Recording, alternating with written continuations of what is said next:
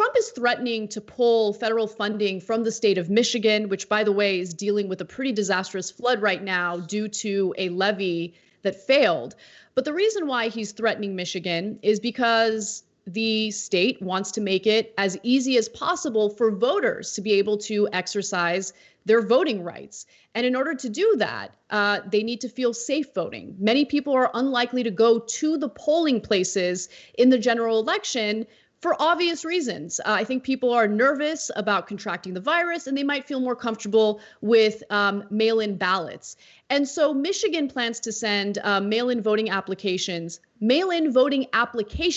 okay? They need to apply to all voters in the state, and Trump thinks that's illegal.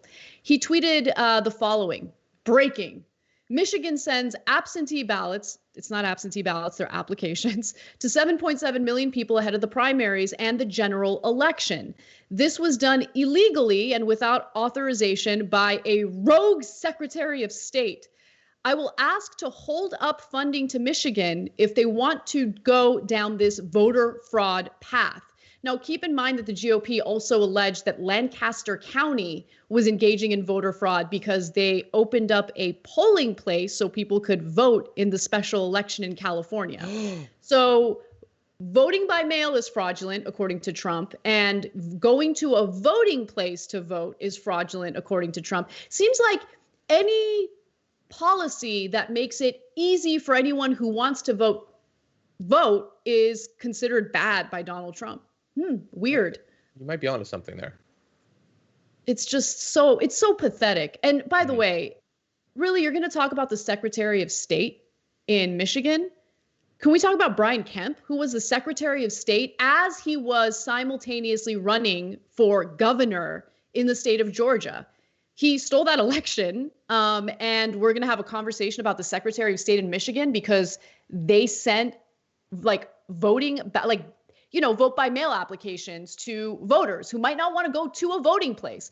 So let me give you some more of this story, because luckily there was a response by the Secretary of State. She tweeted, I also have a name. It's Jocelyn Benson, and we sent applications, not ballots, just like my GOP colleagues in Iowa, Georgia, Nebraska, and West Virginia.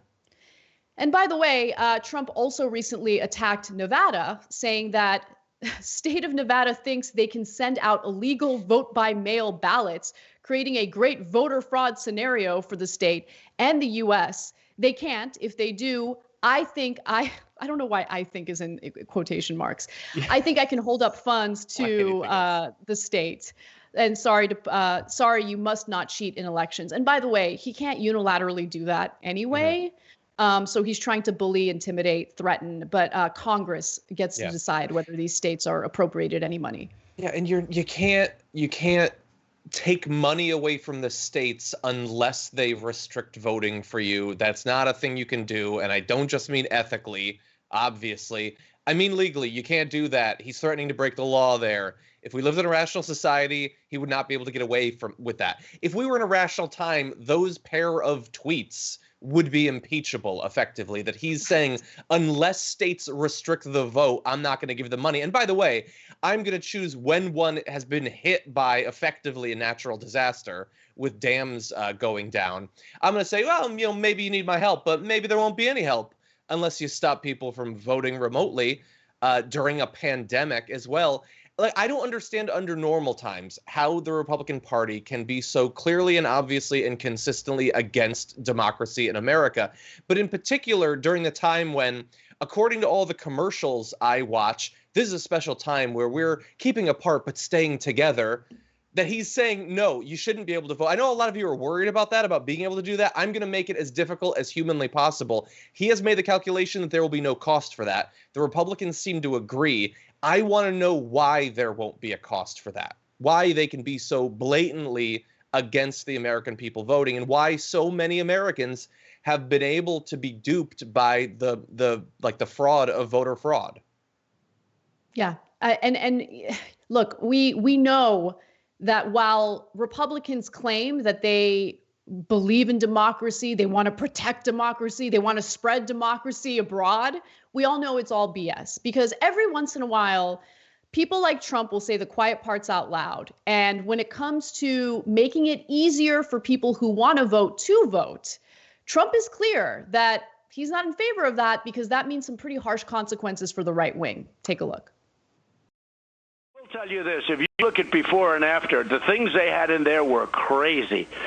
They had things, levels of voting that if you ever agreed to it, you'd never have a Republican elected in this country again. They had things in there about, election days and what you do and all sorts of clawbacks. And they had things that were just totally crazy. That is amazing. So he's just made it clear, voting at levels where a Republican would never win again, because that there are multiple efforts to suppress certain voters who would vote against Republican candidates. And in Nevada specifically, Republicans have been itching to turn a congressional seat from blue to red. This is a primary having to do with Democratic Representative Steve Horsford.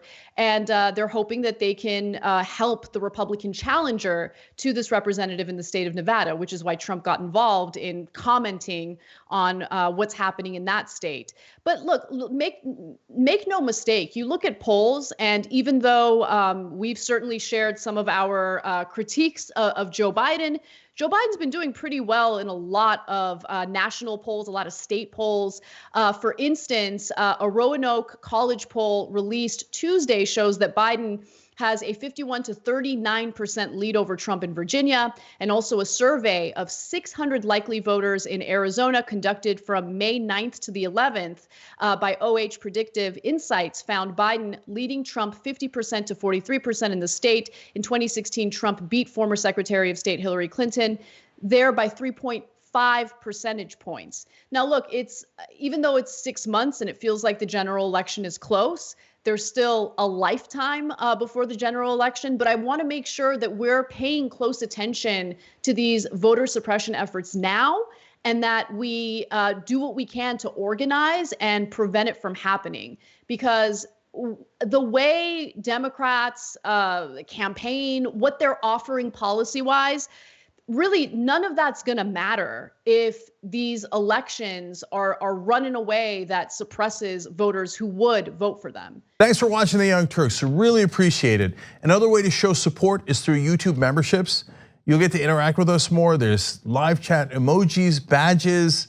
You've got emojis of me, Anna, John, JR. So those are super fun. But you also get playback of our exclusive member-only shows and specials right after they air. So all of that, all you gotta do is click that join button right underneath the video. Thank you.